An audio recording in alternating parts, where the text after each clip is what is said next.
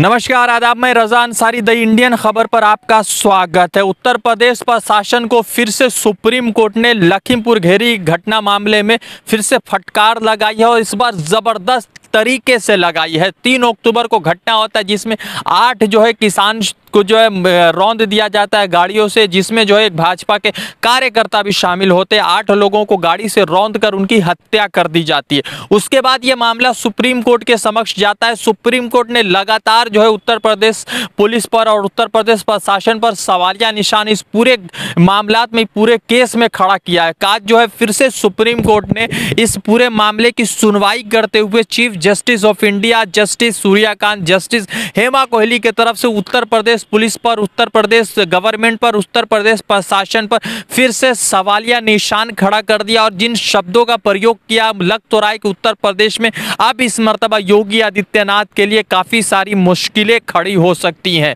अब आपको बताते हैं कि उत्तर प्रदेश इस पूरे घटनाक्रम में उत्तर प्रदेश प्रशासन का जो रवैया रहा है वो अच्छा नहीं रहा है। 44 जो आई विटनेस है, जो गवाह है, उनमें से सिर्फ 4 लोगों के अब तक स्टेटमेंट रिकॉर्ड किए गए हैं। अजय मिश्रा टेनी के बेटे के साथ जो है सिर्फ 10 लोगों की अब तक गिरफ्तारी हुई है। तो दूसरी तरफ कल रात सुप्रीम कोर्ट 1 बजे तक इस पूरे घटना में रिकॉर्ड में स्टेटमेंट के रिकॉर्ड को लेकर बातचीत करता रहा, मगर स्टेटमेंट जो है नहीं रखा गया, ना ही स्टेटमेंट रिकॉर्ड करके जो भी तथ्य थे उनको सुप्रीम कोर्ट के समक्ष रखा गया। सुप्रीम कोर्ट ने कहा है कि इस पूरे घटनाक्रम में जो उत्तर प्रदेश पुलिस है वो रेंग रही है, इन्वेस्टिगेशन नहीं हुआ। 44 लोग जब गवाह है तो सिर्फ 4 लोगों का स्टेटमेंट अभी क्यों रिकॉर्ड किया गया है? ये उत्तर प्रदेश पुलिस से जो है सवाल पूछा है, प्रशासन से सवाल है और चीफ योगी आदित्यनाथ से सवाल है। दूसरी तरफ इस पूरे घटनाक्रम में सुप्रीम कोर्ट ने यह भी कहा है कि कल रात तक सुप्रीम कोर्ट की बेंच 1 बजे रात तक इंतजार करती रही, मगर किसी तरह का सबूत जो है या किसी तरह का स्टेटमेंट जो है या क्या इन्वेस्टिगेशन हो रहा है इस मामले में जो है सुप्रीम कोर्ट के सामने उत्तर प्रदेश पुलिस या उत्तर प्रदेश प्रशासन गवर्नमेंट